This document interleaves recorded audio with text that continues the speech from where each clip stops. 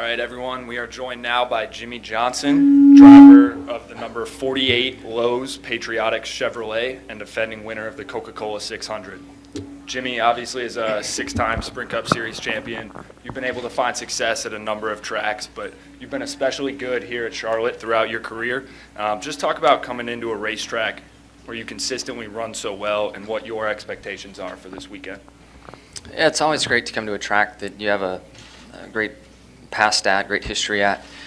Unfortunately, the showing we had in the All-Star race was less than stellar, so the confidence we'd normally walk in with has been diluted with lack of speed that we had then. Brought back a different car and certainly trying to do things differently with the setup of the race car. I think the 600-mile race has always been good for us. Chad and I can seem to fix our race car as the night goes on, be aggressive with adjustments, chase the racetrack well. I do a nice job searching for lines, and the distance of the race doesn't bother me. So I think we'll have a strong night, but we got a few things to sort out today and even into Saturday's practice sessions, based on what we learned and what we saw during the All-Star race. All right, great. So we'll open it up to questions now for Jimmie. If you have one, please raise your hand, and we'll get a mic to you. State your name and affiliation, please. We'll start here in the second row with Mike, and then go to Dustin and the gentleman behind them. Mike Embry, USA Today. Jimmie, last week, end of the race, Harvick is able to just roar through the field, gets up to the front, can't do anything with Hamlin. Is there a short-term or a long-term answer to that, and how do you see Sunday's race developing because of that problem? Yeah, passing an equal car is just really tough, especially from second to first.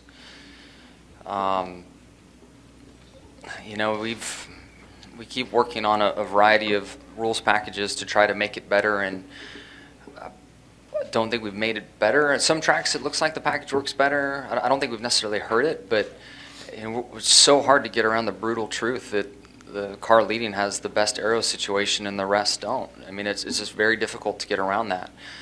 I feel like the teams have worked real hard. I feel like there was a direction that had a lot of the drivers encouraged about creating more off-throttle time. This rules package has not done that, but for 2016, there was a lot of hope that we were going that direction. Looks like that stuff's been tabled for now, potentially. So, the more wide open percentage throttle you're running, it's just harder to pass. It makes the track more narrow, makes the air for the leader more of a premium. So I don't know how. I don't think there is an easy fix. I really don't. And this track, although it's a big, fast track, it is narrow, especially on corner entry and corner exit. So to really make a second lane or a third lane work, it's tough. I mean, you have the real estate to do it in the center of the corner, but you can't go anywhere with that run. So I think this track is also not the best track for this current rules package. And I think the Atlanta, Texas, much wider, abrasive surfaces work better. Put on a better show.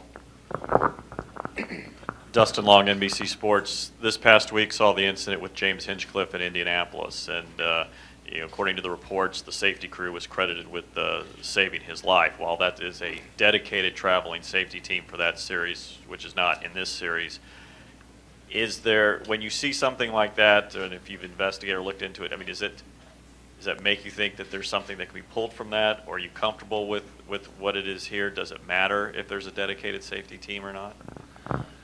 It's a point that NASCAR is willing to talk to the drivers about, and I've sat in on a lot of discussions batting around the reason why we have the situation we do.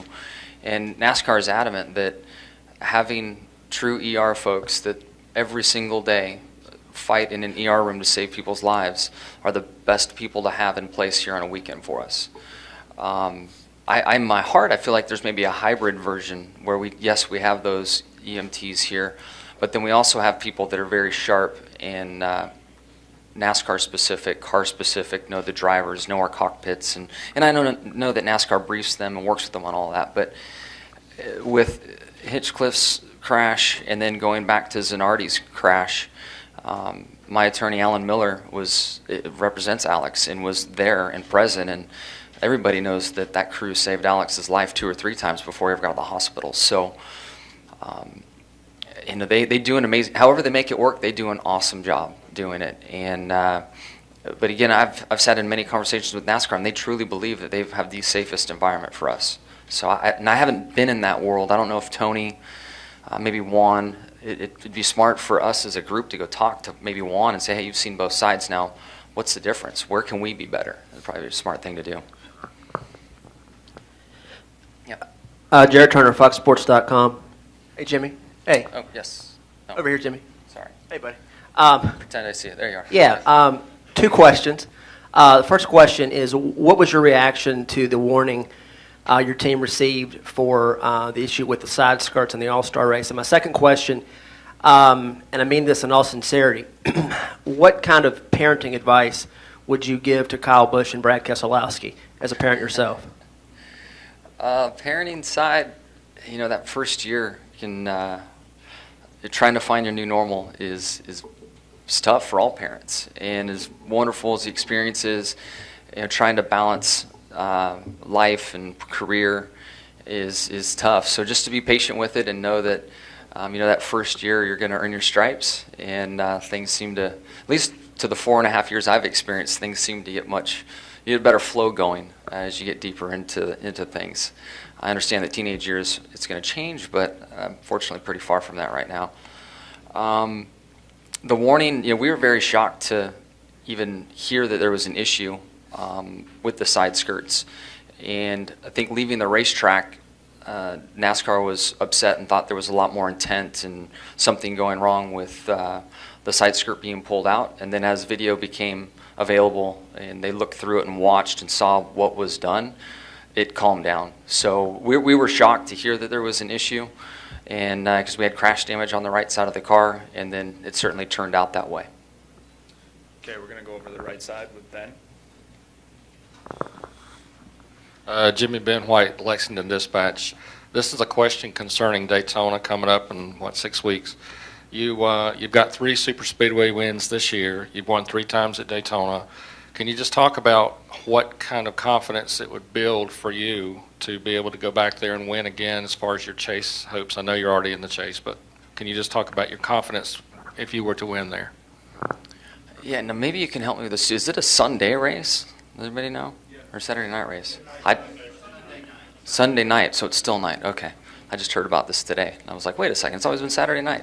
So in my mind, I thought it was a day race and day conditions, and I got excited for that. I mean, make the cars handle, let's figure out how to drive these things, make setup a premium. But since it's a night race, it'll be just a wild and crazy plate race. And I think plate races that aren't in the chase are, especially me being locked in, I don't have to worry about a win, they're fun. You just go out there with a clean slate, let it rip, and hope you can get to victory lane. So I'll really look forward to that race. Jay Pennell with Fox Sports. Last week we saw Jamie Dick hit a piece of lead or tungsten, and it really damaged the windshield significantly and came in and hit his helmet. Last year at Texas, you had windshield damage after Dale Jr. hit the grass. How concerning is that to see an incident like that? And from your experience last year, just your comments on what happened there. Yeah, the halo bar in the car is there for flipping and things like that. The intrusion from outside things such as sod, that Junior chunked that sod up and I hit it. I feel like our cars are designed really well and can withstand all that. And the damage I had to my car was just due to the fact that the exterior shell is a distance away from that halo bar, and it just smashed that stuff in. Wasn't a big deal.